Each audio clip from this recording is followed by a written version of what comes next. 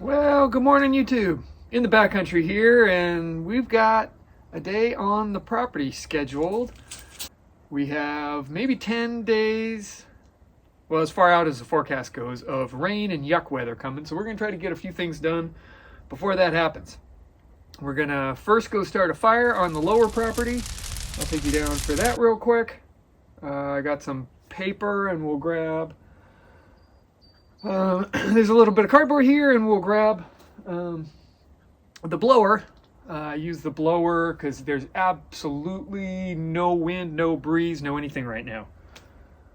So just to help accelerate the fire, we use the blower, and then once we get that going, we'll get started on our other chores. Okay, we got the blower loaded up, we got the paper loaded up, and this is the same four-wheeler we were having trouble with that we were working on the other day, and I can't figure out why. It now works totally fine. So it's got to be something electrical, it's got to be a loose connection or something. I'm just going to be thankful it's working.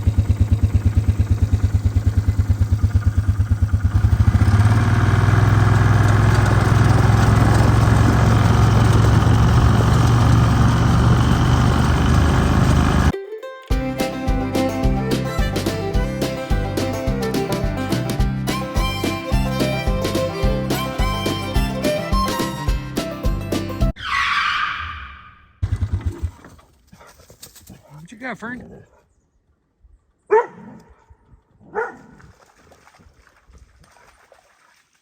Who's down here?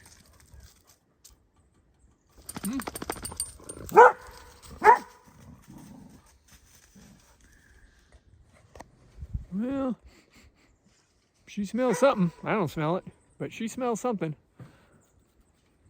Or something was down here. I didn't see anything go running away when we came down here. So here's said burn pile. Here's what we're going to get started on here.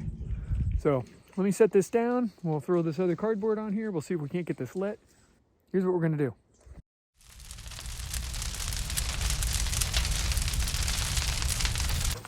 I was worried about that putting it out, but it looks like it didn't.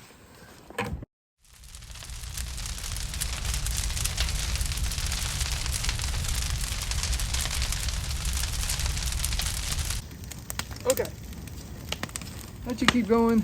If I was really good, what I would have done was come down here with the tractor, and then while this was going, I would have just, with the tongs, picked up each edge and just kept piling it in the middle. But I want to go get some other stuff done. It's a nice day, so why don't we just let this burn, and we'll buzz back down here in half an hour or so and check on it. So to make all these fence boards the same, I think what I'm going to do is just put them on the saw and just chop them all like 1 inch shorter. So they're all 71 inches, and that way I can get rid of those dog ears. And the other thing I do, because I don't like the dog ears, is I just put the dog ears, I just do it upside down. I just do it upside down so that you don't notice the dog ears so much. And you can see I use these boards a lot. This is a little privacy fence for, this is one of my kiddos' bedrooms now. This little shed has kind of had lots of purposes. So let's get back to our fence boards over here. Let's get these all cut so they're all the same length. Then we'll load them on the four-wheeler here and grab the nail gun and take them over to where we're going to install them.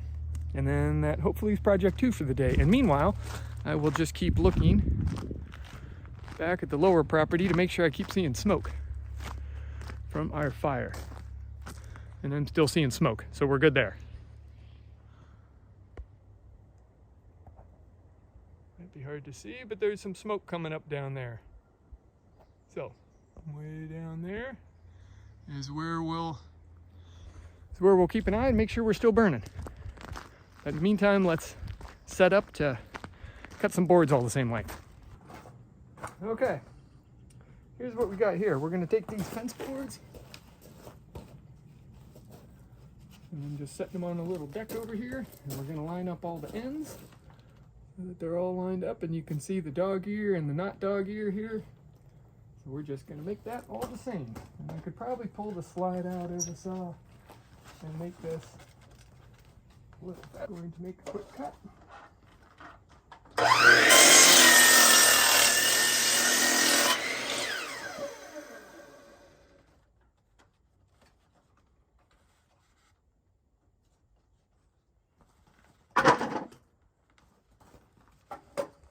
There we go. So, instead of fence boards, all with nice clean ends, that'll go to the bottom and I'll grab the next stack. That, I'm hoping YouTube gives us enough to finish. So let's see, now we need nails, nail gun, compressor, and level. Yes, to get this edge here all nice and straight. You could probably just let it run wild and then run along with a skill saw and cut them off. But I prefer just to kind of hold my fingers up there as I'm nailing each one on and just nailing them on once and being done. So here you can see these nails are inset a little, they're not too bad.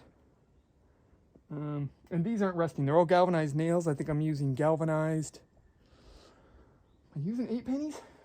I'll have to show you the box. Okay, that's what we're using for nails. A lot of the other ones are rusting. These are not rusting. Those that are new are not rusting. Anything under cover looks great. But the ones I've got out in the open after 2, 3 years, 4 years now, they're leaving big rusty streaks down the boards. So not super cool, but these aren't mission critical fences that you're going to be seeing every day. These are just kind of privacy. This is just, I don't even really need this on my shed. It's just so you don't see the yucky four-wheeler that's on the other side of it. And then in the wintertime, I do use this. I'll use this for wood along the back, wood along the center here, and then you can see what's left over from last year's wood over there. Okay, this should be everything. Compressor, gun, level, boards, and nails. And that should be all we need to nail them on. Let's drive over there and get started.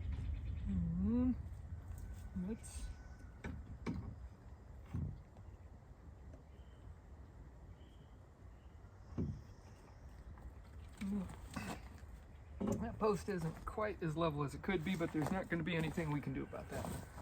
One thing, this is super helpful.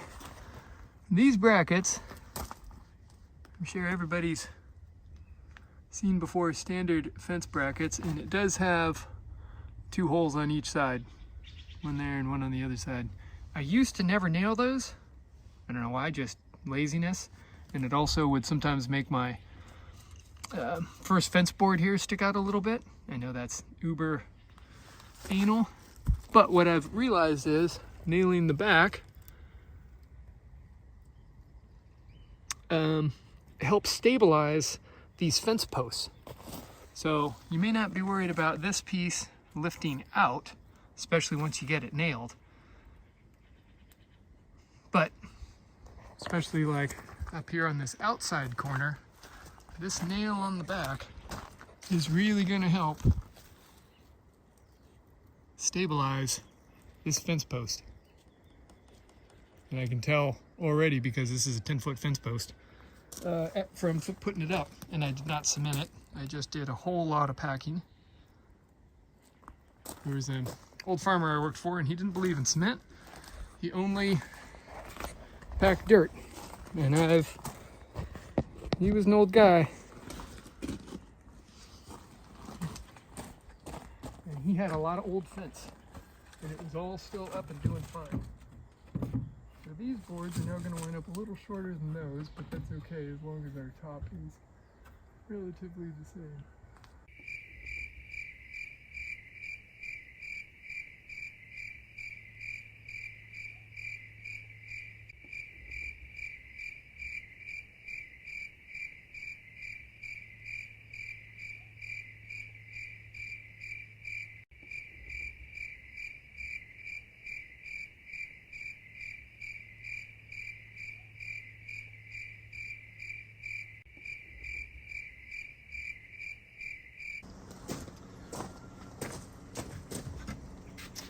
Okay.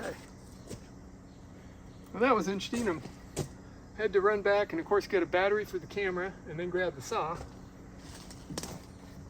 And as I was doing that, a looky-loo showed up, out searching for properties to buy. And in doing so, got talking about crypto, of all things. So, yeah, what day is today? Tuesday? Interesting day for people to just be out looking at properties. Weekends I expect that, but not really on a Tuesday during the weekend, March. Okay, so what I did, in case you guys weren't aware of what I just did, of course my gap here on this very last fence board, because this post or that post isn't, probably both, perfectly level, my board is, I don't know, half an inch or so smaller at the bottom than the top. So it fits in there nice and gives a nice reveal on the edge. What I did was I just held up a board and I marked how much it was too wide. And now I've just got a great big level for a straight edge, 6-footer. And these are 6-foot fence boards. I grabbed that when I went back for the saw. And now I'm just gonna mark on my straight edge.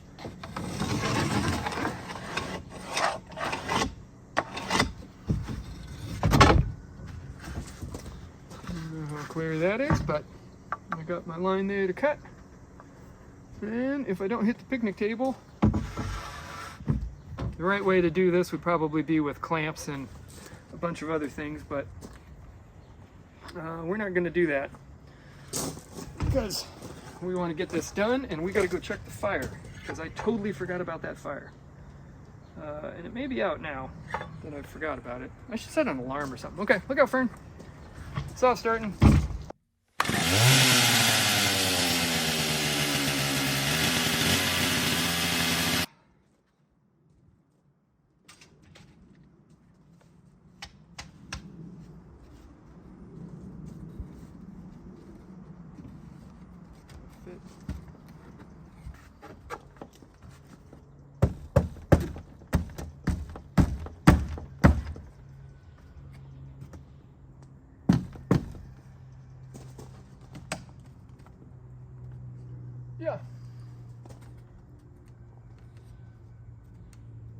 Yeah, that's pretty snug.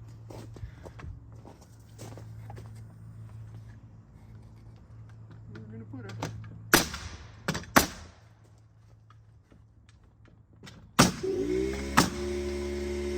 Okay, I think we're done with this. We're gonna put the lights back.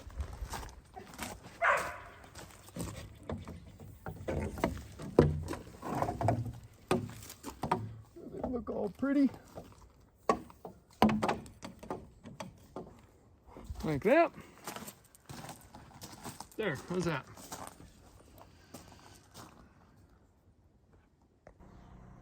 Okay, so just like that, we picked up, this is the piece we cut off, our extra fence board, the levels of the other stuff. We're gonna stop by the tool shed, drop this stuff off, and then buzz back down and go see if that fire actually went out. And what I think maybe we should do, Fern, is actually change vehicles, get the tractor, which has the bucket on it, put the forks on it, take the bucket off, put the forks on, and then drive down there. That way we can turn the pile and maybe get that fire going again, because I'm pretty sure it's out now. Forgot. Okay, let's get these tools back. Come on, Frank.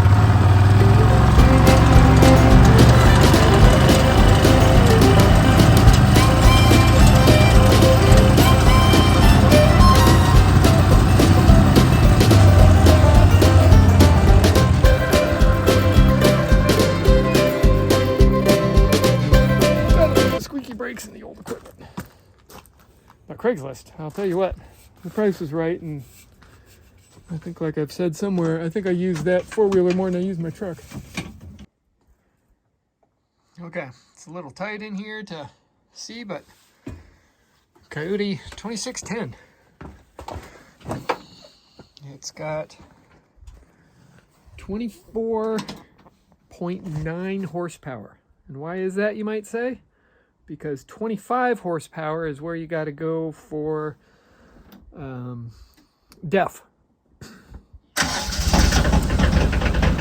And I wanted to avoid the DEF system.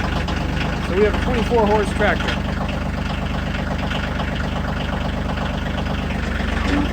This one, I got this one because this one lifts the most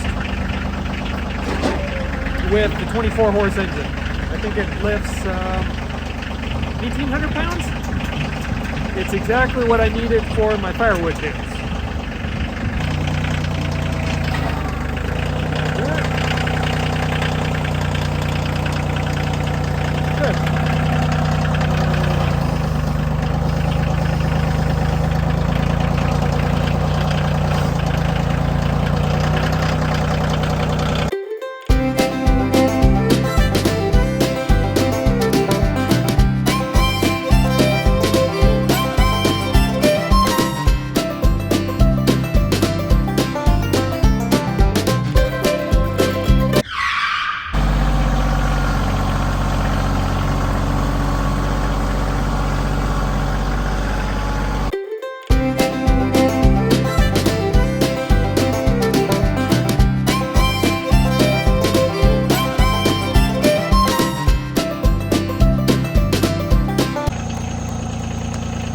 Okay, I think we've about got her stacked up, stocked up. There's not too much cleared around it anymore, so I think this is going to be good to go. Well, thanks for watching, YouTube. I think we're going to have run out of time for today. I'm going to have to go coach soccer and do a couple other things, but we got the fence project done, we got the fire done. That's about it. We picked up a few other things that I didn't record, and in the next episode, we are going to mount a toolbox under the camper. I have a toolbox right here that just came in from good old Amazon, and I think I may have a way, I'm gonna have to run to the hardware store to get it mounted under there. This is another project we've got working on. This is more my passion maybe than this place, but I have a couple passions, and that's what this channel's for, is exploring those passions and figuring that out. So thanks everybody for coming along, and we'll see you on the next one.